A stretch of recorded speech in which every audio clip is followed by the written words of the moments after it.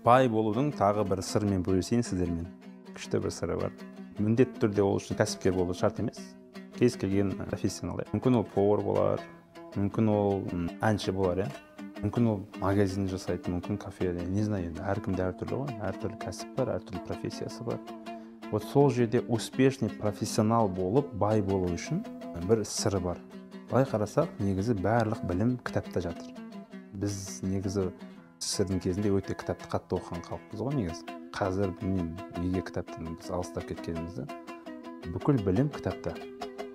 Енді қараңыз, мысалы мен общепитпен айналысам. Общепит саласында маған 3 адамның теориясының кітабын оқысам, мысалы Макдональдс, KFC, и тағы да біреуді айтайық.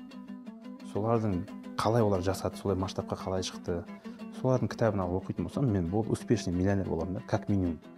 Дәл солай сізде де кез келген салаңыздағы ең мықты топта алыңыз, әр адам бір деңгейге жеткен кезде, материалдық жағдай жабылып бір деңгейге жеткен кезде адам бөліседі, кез келген адам бөліседі, кез келген миллионер, миллиардер бөліседі, өзінің білгенімен, ілімімен, опытымен, бәрімен бөліседі. Олар бәрін жазды, қағазға түсірді, қазір социальный сеттерде бар. Вот соны алыңыз да 3 адамды жақсылап тыңдап, жақсылап өзіңізден өткізіңіз, бітті, сіз миллионерсіз ғой.